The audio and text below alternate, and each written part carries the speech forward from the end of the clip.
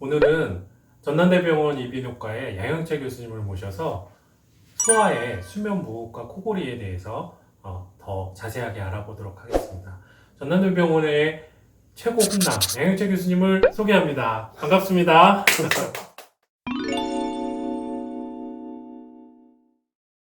교수님 오늘 어렵게 시간 내주셨는데 감사합니다. 소아와 성인의 코골이와 수면 무호흡은 조금 차이점도 있고 비슷한 점도 있을 것 같은데요.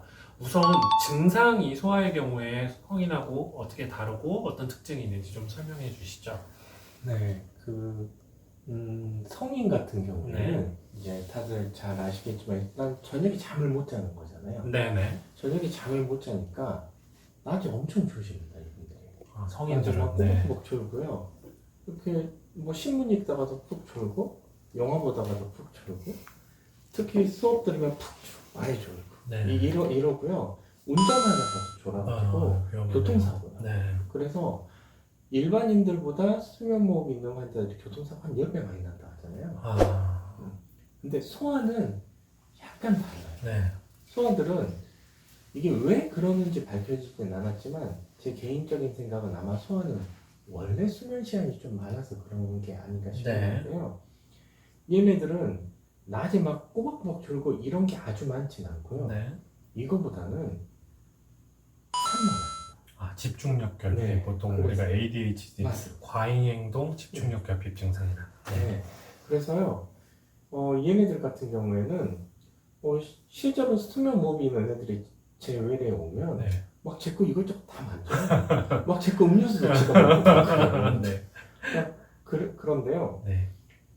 그리고 저희한테 오기 전에 ADHD 진단을 받고 온 애들이 그럼 혹시 정신과에서 진단을 받고 암페타민 같은 약물을 그렇죠. 복용하거나. 네. 근데 좀 이해가 안 가네요. 이제 이 아이들은 어떻게 보면 무호흡에 의해서 정확한 원인이 있으면 그걸 치료를 해야 되는데 나타난 결과만 보고 이미 치료를 시작해서 온다 이 말씀이시죠? 그게 이 ADHD라는 것 자체가 네. 저희가 생각하는 것처럼 뭐 다른 건 CT 찍어서 안다. 그렇죠. 그런 게 뭐 아니죠. MRI 찍는다. 전혀 이런 게 아니죠. 아니거든요. 네.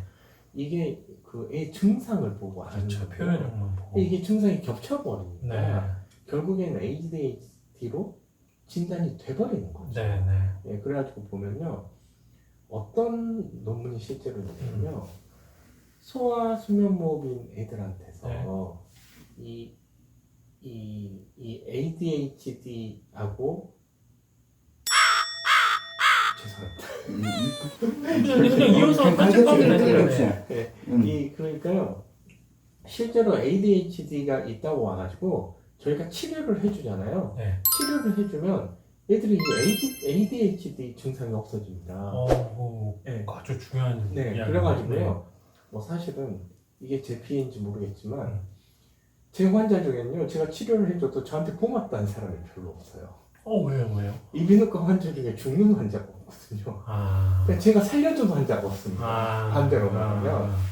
근데요, 유일하게 이비인후과에 와서 저한테 막 고맙다고 하는 환자들은 제가 이 소아 수면무호흡 환자를 치료해준 엄마가 와가지고 완전히 아이가 달라졌어요. 네, 그렇게 저한테 고맙다고. 네, 뭐 아이가 집중력도 좋아지고 네. 성적도 오르고 막 이러나요? 네, 그렇죠. 그러니까 처음에 첫 번째 보통 제가 말해드리는 거는 이렇게 애들이 부산하다, 산만하다 이러고요.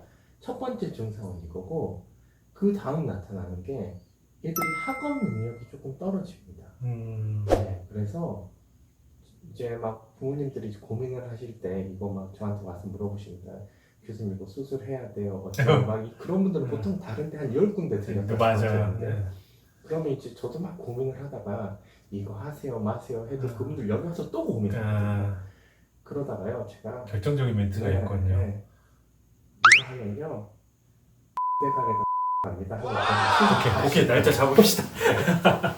그렇게 되거든요. 네. 근데 진짜로 이게 학업 능력이 애들이 굉장히 떨어집니다. 네, 그럴 수밖에 없어요. 그렇죠. 네. 이제 성인들의 경우에 뇌로 산소가 적게 가면서 일종의 혈관성 치매라고 그랬죠. 네. 피가 적게 가서 발생하는 치매도 발생한다 그러는데 이게 집중력 결핍이나 뇌에 산소가 적게 가는 게 좀 비슷한 개념으로 해석할 수 있을까요? 맞습니다. 네. 그래서 최근에 좀 유명한 논문에 나온 내용 중에 뭐가 있냐면요. 저희가 흔히 치매, 네. 알츠하이머라고 네. 하잖아요. 성인들한테서 나타나는 이 알츠하이머에서 발현되는 단백질이 네. 아밀로이드 베타 프로테인, 네. 유명하죠. 프리세넬린 이런 네. 단백질이었는데요. 네. 이 소아 수면무호흡 환자한테 그걸 측정을 했더니 네. 정상 애들보다 훨씬 높더라는 거예요. 그렇죠. 그러니까 뇌에 그런